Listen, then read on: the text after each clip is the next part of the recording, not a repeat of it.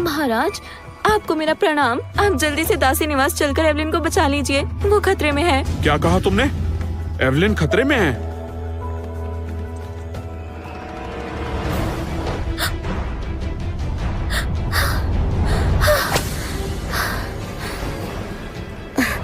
तुम ये क्या कर रही हो? आप हमारी बड़ी बीबी जी हैं, मैं आपको कोई नुकसान नहीं होने दे सकती। अच्छा, बीच में आने का बहुत शौक है ना तुम्हें? अब मेरे इस वार से बचकर दिखाना तुम। बस नौरा, अपनी हद पार मत करो वरना अंजाम अच्छा नहीं होगा। तुम मुझे धमकी दे रही हो? इस दासी के लिए तुम मुझसे उलझना चाहती हो? अब मैं तुम्हें नहीं छोड़ूंगी। रुक जाओ नौरा, ये क्या तमाशा लगा रखा है? महाराज, राजमाता को प्रणाम। राजमाता को प्रणाम। राजमाता? ये राजमाता कैसे हो सकती है? ये राजमाता कैसे हो सकती? छोड़ दीजिए, मैं अपनी गलती मानती हूँ। मुझे कालकोठरी में मत भेजिए। मुझे तुमसे बात करनी है।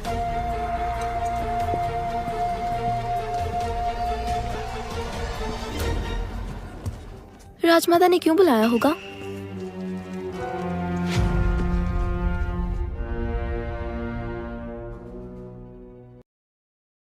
एवलिन। लूशियन, राजमाता ने सजा तो नहीं दी? नहीं नहीं, राजमाता बस बसंत उत्सव की बात करने आई थी। शुक्र है।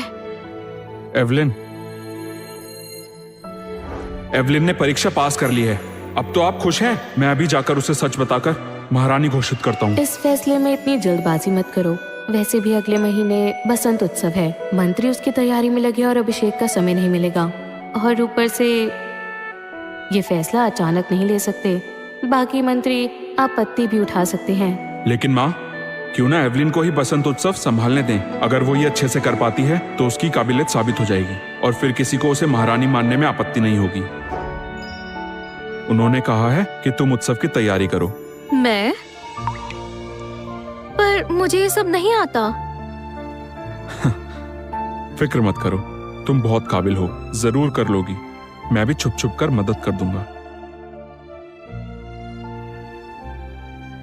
ठीक है।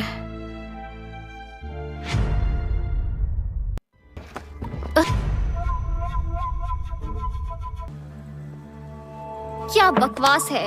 ये लोग मुझसे कपड़े धुलवाएंगे?